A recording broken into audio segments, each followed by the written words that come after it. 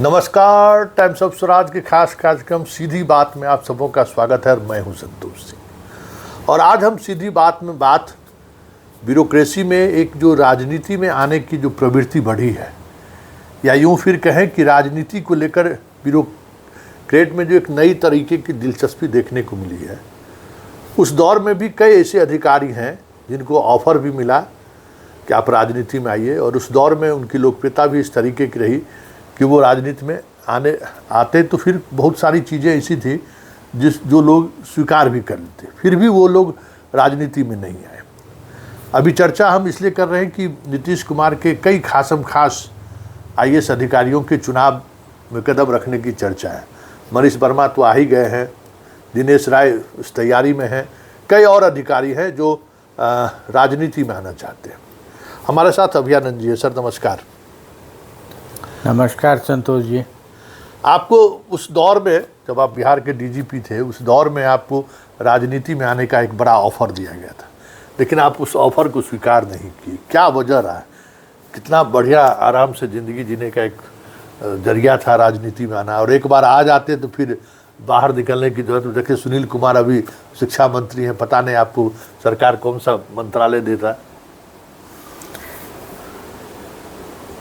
आपके प्रश्न का उत्तर मैं अगर थोड़ा पीछे जाके दूं जी, तो मैंने जब नौकरी ज्वाइन की थी जी, उस समय से ही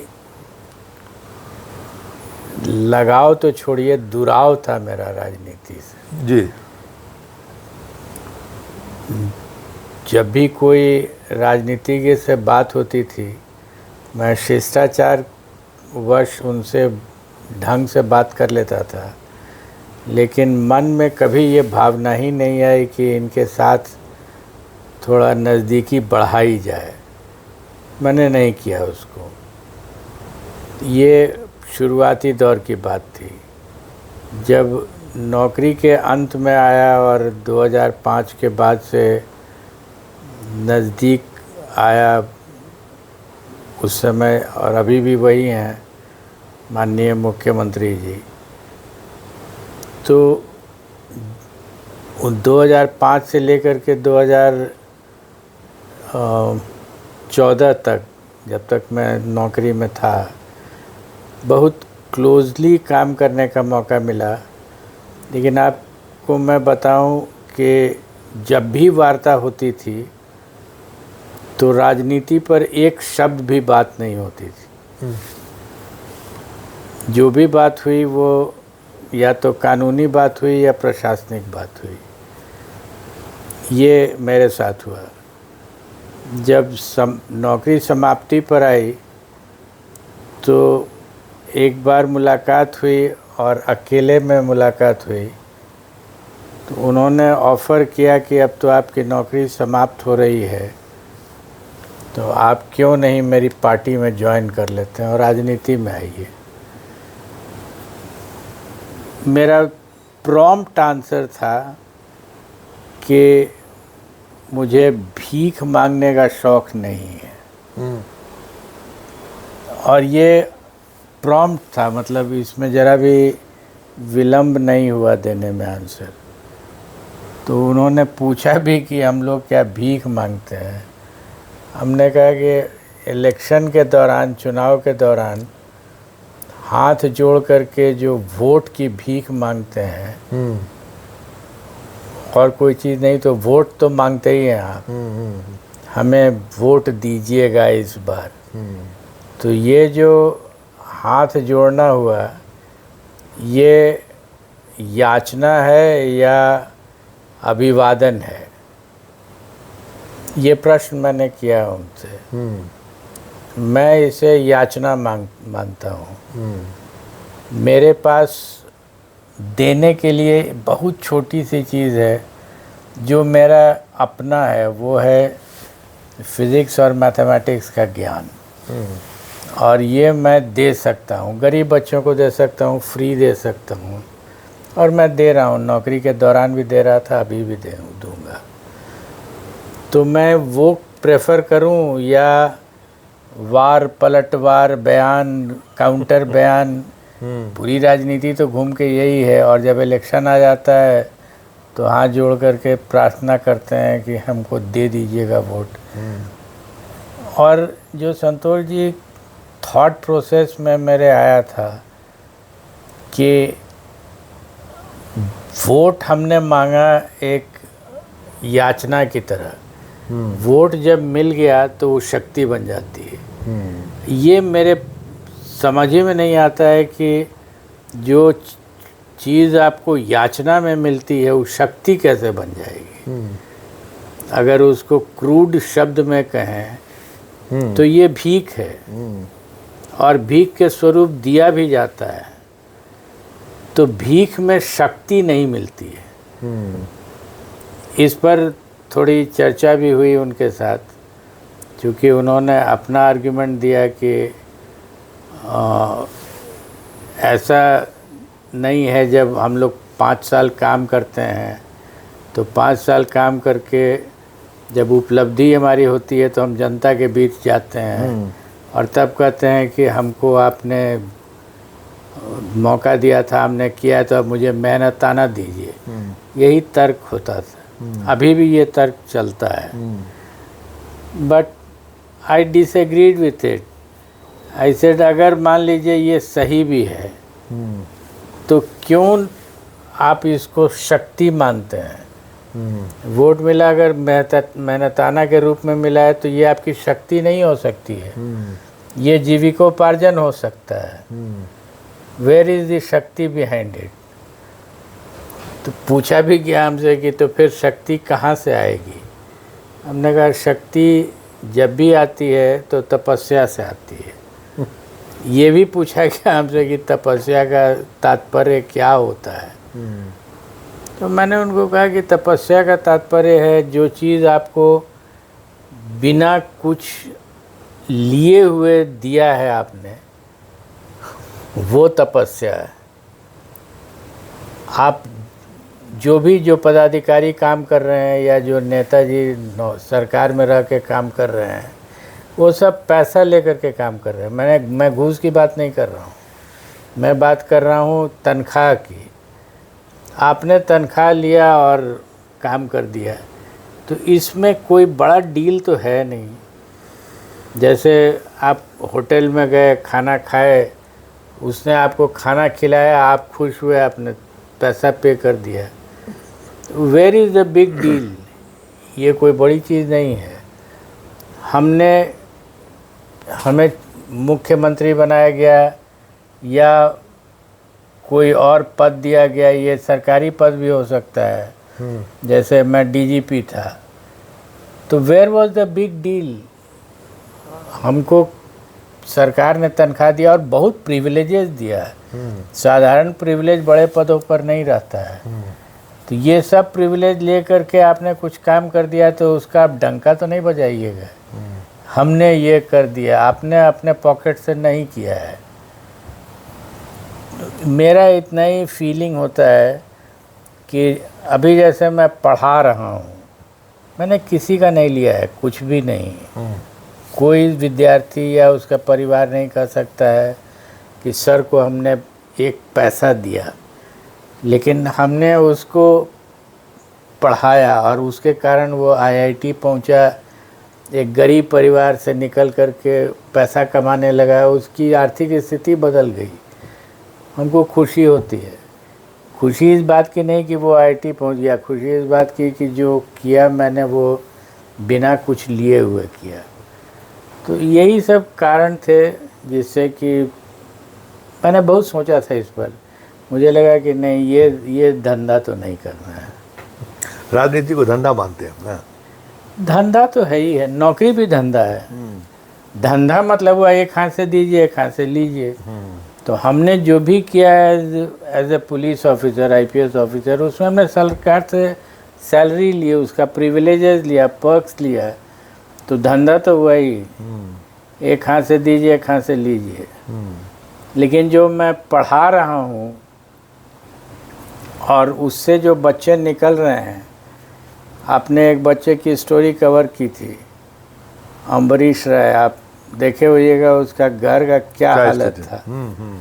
और वो लड़का आज इंडियन मैरीटाइम यूनिवर्सिटी में कलकत्ता में क्वालिफाई करके चला गया, पढ़ना शुरू कर दिया उसने। 3 साल के बाद लैक्स में उसका पर एनम सैलरी होगा कमर्शियल मैरीटाइम कंपनी में।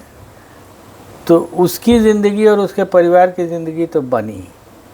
एक भी अगर मैं साल में बना दूंगा तो मैं समझूंगा कि मैंने अपनी ज़िंदगी में कुछ किया है, बजाय इसके कि कहीं से जा कर के भाषण दे दो और प्रेस में ब्रीफ कर दो और सवाल का जवाब दो, टका सा जो आता भी नहीं है वैसे जवाब देना। नहीं, लेकिन एक शिक्षक के रूप में, और अगर आप सरकार में रहते तो एक अमरीश क्या हजारों अमरीश पैदा कर सकते थे। एकदम, ये प्रश्न लोगों ने पूछा हमसे और इस पर भी हमने बहुत गौर करके देखा। आपको मैं एक सेंटेंस बताऊं, एनीथिंग विच इज बिग और becomes big becomes essentially bureaucratic. अंग्रेजी में, हिंदी में कोई भी व्यवस्था बहुत बड़ी हो जाए तो वो सरकारी बन जाती है। और सरकारी व्यवस्था मतलब वो डिलीवर नहीं करेगी, वो सिर्फ मेंटेन करती है अपने को। अगर हम सुपर 30 को खूब बड़ा बना देना चाहें तो वो विलुप्त हो जाएगा। बेस्ट होता है कि कोई भी चीज़ को छोटे छोटे पैमाने पर किया जाए तो वो डिलीवर करता है। समाज को डिलीवरी से मतलब है, समाज को इससे कोई मतलब नहीं है कि आप कितना व्यापक बना देंगे। और जैसे ही व्यापक बनाइएगा, मेरा मानना है वो ब्यूरोक्रेटिक हो जाएगा जो डिलीवरी कभी नहीं कर सकेगा। तो इतना सारा काम हो रहा है, रेल पुल पुलिया सब नीतीश जी में तो डिलीवर हुआ तब तो। अच्छा, इसको अगर आप वैसे भी ले लीजिए कि रेल पुल पुलिया बना तो किसने अपने पॉकेट से बनाया? किसी ने नहीं। तो फिर उसका क्रेडिट क्यों लेना चाहता है? आप होटल में जाके खाना खाते हैं तो पैसा देते हैं, खाना खाते हैं, तो ना आपका कोई एहसान है होटल वाले पर और न ही होटल वाले का एहसान है आप पर। तो इसका एहसान दिखाने का क्या औचित्य? तो कुछ नहीं है। तो राजनीति यही है, राजनीति यही है कि थोड़ा करो, बड़ा बनाओ, रिजल्ट नहीं। फिर भी सर कुछ तो ऐसा आकर्षण, मान लीजिए कोई ब्यूरोक्रेट में IAS है, IPS है, जो चीज़ आपने कुछ आकर्षण क्या है, आपको क्या लगता है कि कहाँ लोग इस, क्योंकि राजनीति बहुत टफ है, ऐसा नहीं है कि बहुत आसान गेम। जिसको आपने अभी वर्ड यूज़ किया टफ है, हाँ, ये टफ क्यों है मालूम है? जब आप लेट होकर के आइएगा राजनीति में तो जो लोग 18-19 साल के से राजनीति में आए हुए हैं वो आपको जूनियर बनाएगा, कहेगा आप भले कहीं सीनियर रहे होइएगा लेकिन राजनीति में तो आप जूनियर हैं। तो हमको वहाँ नहीं जाना है जहाँ हमने इतना तजुर्बा किया। ठीक है, तजुर्बा मेरा पुलिस का था, राजनीति का नहीं था। लेकिन अगर हम राजनीति आर्ग्यूमेंट के लिए ज्वाइन कर ही लेते तो मालूम होता है कि जितने यंग लड़के सब पहले से आ गए हैं वो कहते हैं सर पीछे लाइन में लगिए, यहाँ आपकी जगह पीछे हो गई है। नहीं तो आकर्षण क्या लगता है? आप मान लीजिए दोनों पॉलिटिशियन को भी देखे हैं आप, और आप अपने पद पे रहते हुए भी देखे हैं, तो क्या मतलब सरकार में रहते हुए उस ब्यूरोक्रेट को क्या आकर्षण दिखता हुआ भाई, मतलब क्यों उस तरफ बात? संतोष जी, इसका आंसर तो जो लोग आकर्षित हो गए हैं उनको ही मालूम होगा। लेकिन जहाँ तक मेरा सवाल है, आपको मैंने शुरू में ही कहा कि जब स्टार्ट हम किए थे अपनी नौकरी, उसी समय बहुत क्लियर था कि राजनीति से तो बात ही नहीं करनी है। कई एक इंस्टेंस आपको सुनाते हैं, बहुत अर्ली था, सासाराम में ASP था मैं। तो एक कोई घटना हुई जिसकी चर्चा असेंबली में हो गई। उस समय जो भी अपोजिशन पार्टी के एमएलए थे वो लोग देखे कि अच्छा इनको असेंबली में डिबेट हो रहा है इनके ऊपर, मेरे अगेंस्ट में डिबेट हो रहा था, तो उन्होंने आकर के जो अपोजिशन पार्टी के एमएलए थे उन्होंने कहा कि बहुत सहानुभूतिपूर्वक कि आपके खिलाफ ऐसे लोग बोल रहे हैं तो आप का मैटर हम लोग टेकअप करेंगे। तो हमने प्रणाम किया, हमने कहा कि आपकी आवश्यकता नहीं है, मैंने जो किया है वो मैं स्वयं डिफेंड कर सकता हूँ, I don't need you to defend me. ये अगर हम नहीं बोलते तो I would have fallen into the trap कि अच्छा राजनीति के लोग आ गए, अब वो लोग आपका मामला उठा रहे हैं या आपके पक्ष या विपक्ष में बोल रहे हैं। But I was very clear बहुत अर्ली, मतलब 3 साल 4 साल की नौकरी में, कि हमको किसी की ज़रूरत नहीं है अपने को डिफेंड करने के लिए, वो चाहे असेंबली हो या कोर्ट हो। चलिए, तो क्यों राजनीति में नहीं आए अभयानंद जी?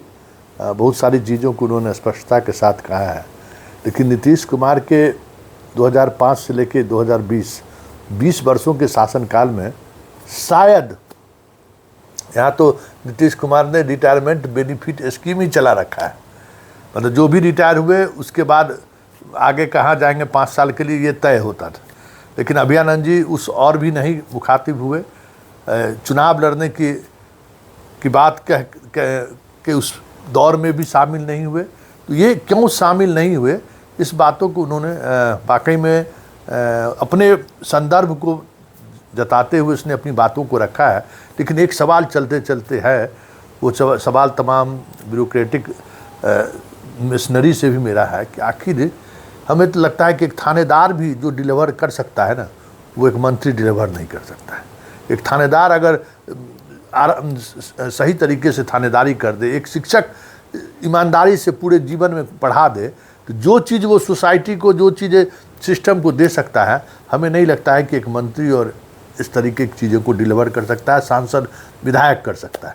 फिर भी बड़ा आकर्षण है, और उस आकर्षण की वजह क्या है ये तो राजनीति में जो लोग हैं वही बेहतर समझ सकते हैं। लेकिन हमें तो लगता है कि एक पत्रकार को भी वो उस दुनिया में कुछ ऐसी चीज़ें नहीं दिखती, जितना जीवन उनका अव्यवस्थित रहता है। पता नहीं क्यों आज के ब्यूरोक्रेट उस जीवन को स्वीकार करने को तैयार है। खैर चलिए, इसे सीधी बात को यहीं ख़त्म करते हैं, फिर किसी नए मुद्दों के साथ हमारी आपकी मुलाकात होगी। फिलहाल इजाज़त दीजिए, नमस्कार।